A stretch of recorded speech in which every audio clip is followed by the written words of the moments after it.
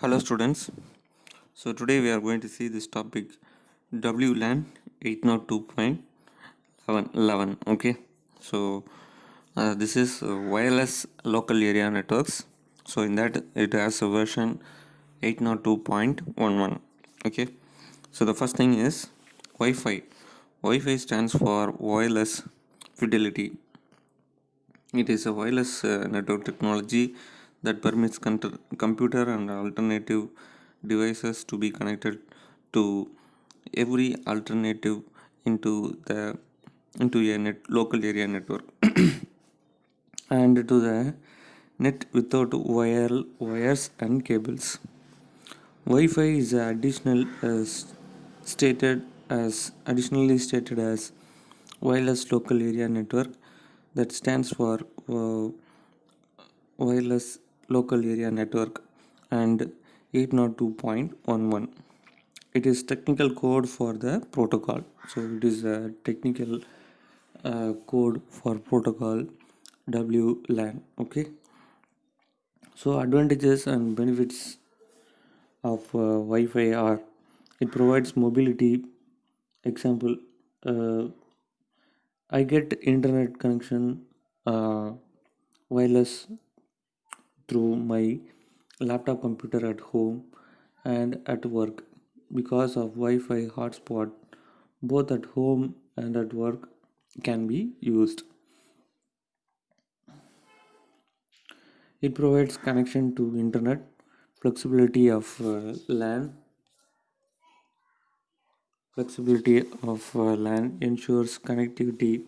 It allows remote places to benefit from the connectivity. Low cost and high benefits. So these are all the advantages of using wireless LAN. Next is RFID.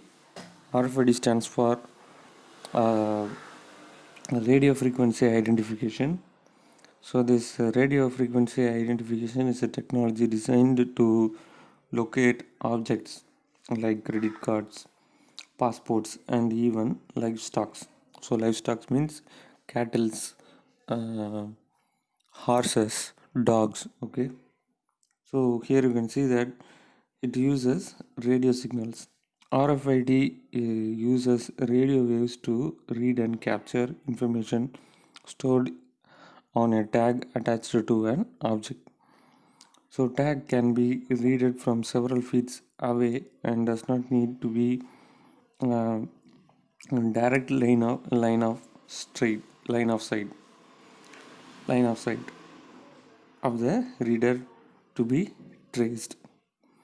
RFID RFID has been made up of two parts, a reader and a tag or a label. The RFID tags are installed with the transmitter and receiver. So here you can see that this is a greatest example in our India. You can see that FASTag card, okay, FASTag, which is used in four wheelers to pay the toll free amount, okay, toll free amount. So when you just pass through, the car passes through the tollway, it will automatically get the account information and it will deduce the debit the amount from your bank itself. Okay, so from your bank or your wallet. Okay, digital wallet. So how this happens? Okay, so this is the FASTag card, which is a RFID, which consists of some circuit inside it. Okay, so when the toll free comes, it also has a transmitter. So they communicate each other with the radio frequency and share the bank transaction. Okay, so this you can communicate and pay the toll fees. Okay, so RFID components of the on the tag has two parts: a microchip which stores and process the information, and the antenna. And the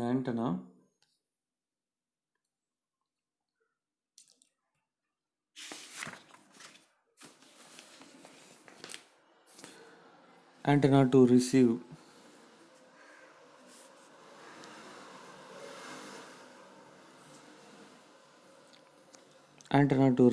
and transmit a signal. The tag replaces the information from its memory bank. The reader will transmit to read the result of RFID computer program.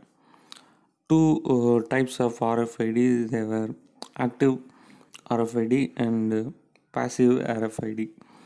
In passive RFID tag, the power is supplied by the reader when the radio waves from the reader are encountered by passive RFID tag. The coiled antenna forms a magnetic field. So here you can see that passive RFID, the radio transmitter itself sends some power, okay, through magnetic field. So it does not the tag does not need any power supply, okay. So the antenna transmits the radio wave as well as some power waves through this magnetic field. So when this wave touches this tag, it will automatically identify all the information inside that tag. But this active as a powered, okay. So battery powered RFID tag is installed with a small battery that powers the broadcast of information. So this active RFID will have a tag that will have some small battery in it, and you can see that mm, it always transmit the information. Like in foreign countries, uh, there will be a sensor, RFID sensor in your car. When you reach your home door will automatically open, and the car shed door will automatically open. So this RFID tag will continuously transmit the waves. Okay. So next is main components of RFID system. A RFID tag. It has a silicon microchip attached to a small antenna and mounted on a substrate. So here you can see that in figure 11.7, you can see the RFID tag. This is the reader. Next is a reader. It has a scanner with antenna to transmit and receive signal used for communication. So this is the uh, reader. Next is a controller. So it is the host computer. It is a host computer with a microprocessor which receives the reader input and process the data. Two types of RFID system. Active RFID system. The tag has its own power supply. Uh, this this system used for long distance and to track high value goods like vehicles. Passive RFID tag. The tag gets power from the reader antenna to the tag antenna. These are used for short range transmission. So next is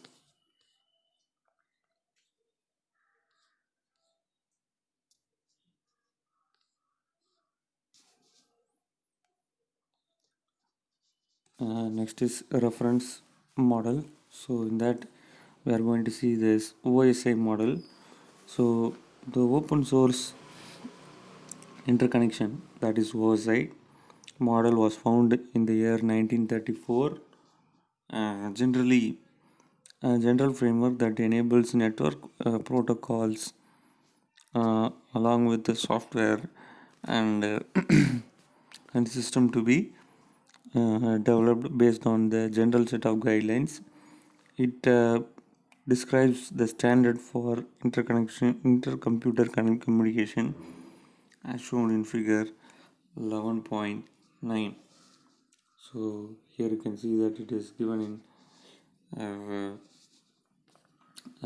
layers, okay, physical layer, data link layer, network layer, transmit layer, session layer, presentation layer, and application layer.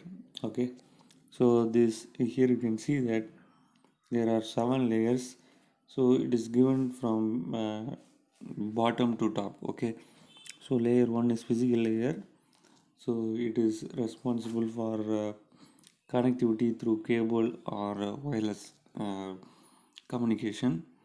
And the data link layer, uh, it has the protocols, okay, Ethernet protocol, 802.1x or PPP, ATM, asynchronous transfer mode, fiber channel, MPLS. So these are all the frames or the the resources that are needed at the background of the hardware. Next is network layer. So we are going to see everything one by one. So the first thing is physical layer. There are there are many prompts used to remind the OSI layer order. Everyone needs data processing. Everyone should try new diet Pepsi. So these are all the. This is a small word that you can just remember. Okay, so network layer, data link. The first layer is present physical layer. So voice layer, physical layer. So in that you can see that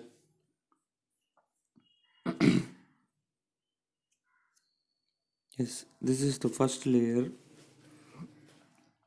This is the first layer. It defines the electrical and physical specification for devices. So this is the hardware part. Okay, next is data link layer. It is second layer, and it guarantees that the data transmission are free of errors. This layer has simple protocols like 802.3 for Ethernet and 802.11 for Wi-Fi.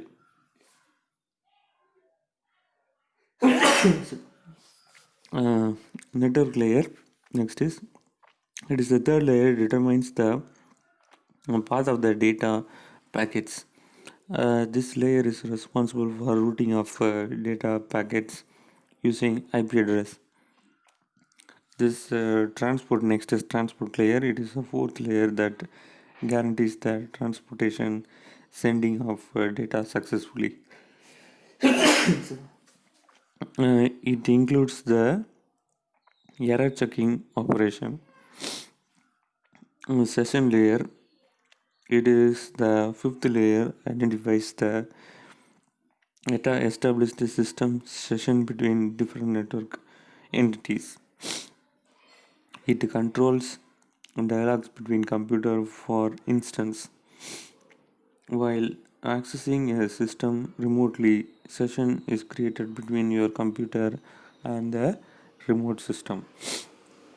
So this session is a certain time period which is controlled by this session layer. So in that particular session only, or in that particular time only, you can able to connect the computer, the other computer, or the server. So this is session. This is controlled by using this session layer. And the next thing is presentation layer. It is the sixth layer that does the translation of data to the next layer, preparing the data to the application layer. Encrypts and decrypts protocols occur in this layer, such as secure socket layer SSL. So this layer will process the data and present that data to the application layer. So it has some encryption and decryption protocols. Okay. So application layer, It is uh, it is the seventh layer which acts as a user interface, performs compressing of software within the system. So this application layer will be the software layer which receives the data from the internet. Next is the protocol IP and TCP IP protocol. So the last thing is OSI layer. So this OSI layer is a very important question which would be asked in the in every field. Okay, not only in our schools education. If you are going for a software job, then the first thing is that they'll be asking this OSI layer. Okay, so please concentrate on this question. So this will be useful for your public exam and the career which is uh, going to be done by you in the future. Okay. So the first next thing is TCP IP protocol. So TCP stands for Transmission Control Protocol, Internet Protocol. So TCP/IP is a set of protocol which governs communication among all computers on the internet. TCP/IP protocol tells how information should be packaged, sent, and received, as well as how to get to its destination. TCP working.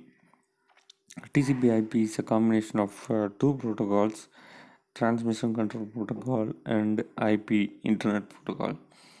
The Internet Protocol typically specifies the logistics of packets that are sent out over networks. It specifies the packet which has to go, where to go, and how to go there. The Transmission Control Protocol is accountable for guarantee the trustworthy transmission of data. It checks if any packet is not transmitted and submitted again. uh, Frequent uh, TCP/IP protocol. So this is the main protocol, TCP/IP protocol. The next forthcoming HTTP protocol and HTTPS are the supplements. Okay, so these are all the supplements of uh, TCP/IP protocols. So the first thing is HTTP. It is used between web clients and a web server, and it guarantees non-secure transmission data. Okay, non-secure data transmission. So the next thing is HTTPS. It is used between a web server and a web client. It ensures secure data transmission. Then the next thing is FTP. It uses between computers and sender and receiving of file. Next is domain naming service or DNS. So we are going to see that DNS in the next chapter in detail. So domain name and TCP/IP addressing. So address for any website is not an easy to remember. The domain name used instead, for example, 216.106.164 is an IP address of Google. Okay, so you cannot able to remember this IP address, so they have given a English word as a uh, address. Okay, so the different layers of IP TCP/IP protocol. There are four total layers of TCP/IP protocol, each of which is listed below with uh, with the benefits brief discussion. Okay, description. So in that, the first thing is network access layer, concerned with the building packets. Internet layers describe how the packets are to be delivered. So this is the internet layer. Next is transport layer, ensures the proper transmission of data. Next is application layer, application network processes. So this processor includes file transmission protocol, hypertext transfer protocol, and simple mail transfer protocol. So next is other network protocols. So network protocols other than uh, OSI and TCP/IP are simply known as other network protocols, which implement security over the network communication that includes HTTPS, SSL, and SFTP, Secure File Transfer Protocol, and other similar classified in the network layers are IP, ARP, ACMP, AGMP are the transport layer, and TCP, UDP are application layer, and HTTP, FTP, Telnet, SMTP, and DNS are the application layers. Okay, protocols. So HTTPS uh, positions for hypertext transfer protocol secure. It's a protocol where encoded data transfer on a secure connection. This HTTPS makes data more safe and provides data security over the network, mainly on the public network like Wi-Fi. So you can see that in this figure 11.14. Okay, so these are all the layers that are used in TCP IP model and layers that are used in OSI models. So for an example, let us take a bank website where we go to login. We may watch a HTTPS address bar with some specified design. HTTPS mainly deals with financial transaction and transfer user personal data highly sensitively. Banking websites are common examples for HTTP. Data enhanced between the user and the website is not stolen. Read or altering by a third party is very impossible if you are using this HTTPS protocol. In layman terms, HTTPS guarantees that user watch website uh, that they want to watch. Data exchange between the user and the website is not read, stolen, or tampered by third party, but it cannot be encrypted everything. It has some limitations too. Say for example, HTTPS cannot encrypt host address and port number. So TCP/IP procedures are based on the layered framework. HTTP has four layers. See in figure 11.12. Okay, so this is the TCP/IP protocol layer. So this is the next is network interface layer. So it is a bottommost layer. It is uh, it is comparable to that of open system interconnection, physical and data link layer. Different TCP/IP protocols are being used at this layer. Uh, Ethernet and token ring for local area networks, and protocols such as X.25 frame relay and ATMs are widely for wide area networks. It assumes to be an unreliable layer. So the last layer, network interface layer, has protocols such as Ethernet, token ring, and the other link layer protocol, which is also known as unreliable layer. Next is network layer. It is the layer where data is addressed, packed, and rooted among network. The important internet protocol that operates on the network layer or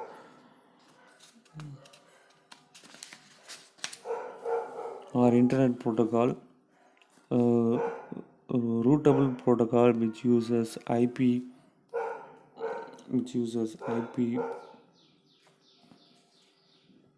address to deliver packets.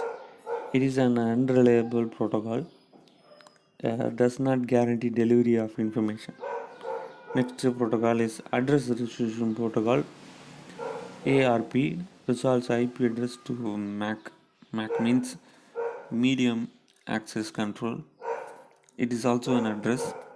So this MAC address is a hardware identification number that uniquely identifies each device on the network. That is, to map IP network addresses to the hardware address. Internet control message protocol used by network devices to send error message and operational information. Example, a host or a router might not be reached or a request serve is not permitted. Internet group management protocol. It is a communication protocol used by the host and router to send multicast message to multiple IP address at once. Next is transport layer. This the sessions are recognized and data packets are swapped between hosts in this layer. Two main protocols established at this layer are uh, transmission control protocol and UDP, user defined protocol, provides reliable connection oriented transmission between two hosts. It ensures delivery of packets between the host. User datagram packets provides connectionless, unreliable one-to-one or one-to-many delivery. The next layer is application layer. This layer of TCP/IP model is similar to the session, presentation, and application layer of the OSI reference model. The most popular application layer protocols are HTTP, the core protocol of World Wide Web. FTP for file transfer protocol enables a client to send and receive complete file from a server. Telnet connects to the another computer on the internet. Simple mail transfer protocol SMTP provides email services. Domain naming services refers to other host computer by using names rather than numbers. So with this we will finish the class today. We'll see the rest of the things, which is a new chapter, in the next class. Thank you, students.